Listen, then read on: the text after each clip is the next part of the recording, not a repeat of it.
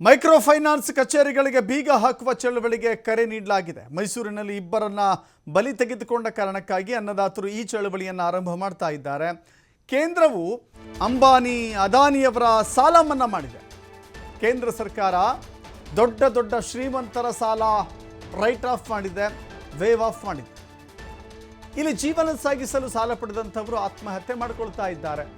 ಸಾಲ ತೆಗೆದುಕೊಂಡವರಿಗೆ ಫೈನಾನ್ಸ್ನವರು ಕಿರುಕುಳ ಕೊಡ್ತಾ ಇದ್ದಾರೆ. ಹೀಗಾಗಿ ಸಾವನ್ನಪ್ಪಿರುವವರ ಕುಟುಂಬಕ್ಕೆ ಪರಿಹಾರ ನೀಡಬೇಕು, ತಲಾ 50 ಲಕ್ಷ ರೂಪಾಯಿ ಪರಿಹಾರವನ್ನು ಕೊಡಬೇಕು ಅಂತ ಹೇಳಿ ಅನ್ನದಾತರು ಆಗ್ರಹ ಮಾಡಿದ್ದಾರೆ.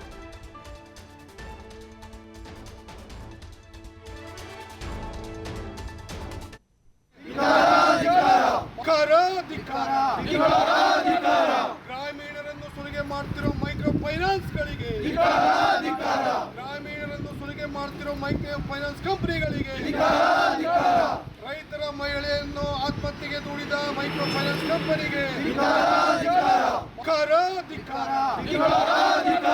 ಗ್ರಾಮೀಣರನ್ನು ಸುಲಿಗೆ ಮಾಡ್ತಿರೋ ಮೈಕ್ರೋ ಫೈನಾನ್ಸ್ಗಳಿಗೆ, ಗ್ರಾಮೀಣರನ್ನು ಸುಲಿಗೆ ಮಾಡ್ತಿರೋ ಮೈಕ್ರೋ ಫೈನಾನ್ಸ್ ಕಂಪನಿಗಳಿಗೆ, ರೈತರ ಮಹಿಳೆಯನ್ನು ಆತ್ಮಹತ್ಯೆಗೆ ದೂಡಿದ ಮೈಕ್ರೋ ಫೈನಾನ್ಸ್ ಕಂಪನಿಗೆ.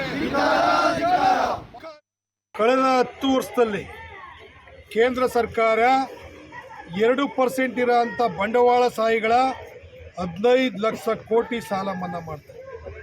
ಈ ದೇಶದ ಆಹಾರ ಭದ್ರತೆಗೆ ದೊಡ್ಡ ಕೊಡುಗೆಯನ್ನು ಕೊಟ್ಟಿರುವಂತಹ ಈ ದೇಶದ ಮೂಲ ನಿವಾಸಿ, ಈ ದೇಶದ ಭಾರತಾಂಬೆಯ ಸುಪುತ್ರರು ಜುಜ್ಮಿ 2 ಲಕ್ಷ 3 ಲಕ್ಷ ಸಾಲ ತಕೊಂಡು ಇವತ್ತು ಆತ್ಮಹತ್ಯೆ ದಾರಿಗೆ ಹೋಗಿದ್ದಾರೆ.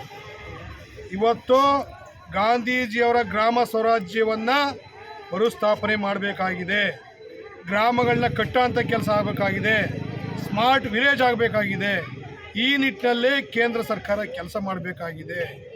ಇದನ್ನು ನಾವು ಏನು ಈಗ ನಿನ್ನೆ ಜಯಶೀಲ ಅವರು ಆತ್ಮಹತ್ಯೆ ಮಾಡ್ಕೊಂಡ್ರು, ಇವತ್ತು ಕೃಷ್ಣಮೂರ್ತಿಯವರು ಆತ್ಮಹತ್ಯೆ ಮಾಡ್ಕೊಂಡ್ರು.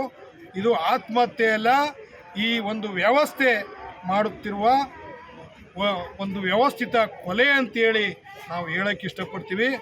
ಈ ಕೂಡಲೇ ಏನು ಮೈಕ್ರೋ ಫೈನಾನ್ಸ್ ಕಿರುಕುಳ ಹೆಚ್ಚಾಗೋಂಥ ಪರಿಸ್ಥಿತಿನಲ್ಲಿ ಮೈಕ್ರೋ ಫೈನಾನ್ಸಿಂದನೇ ಒಂದು ಆತ್ಮಹತ್ಯೆ ಆದರೆ ಕನಿಷ್ಠ 50 ಲಕ್ಷ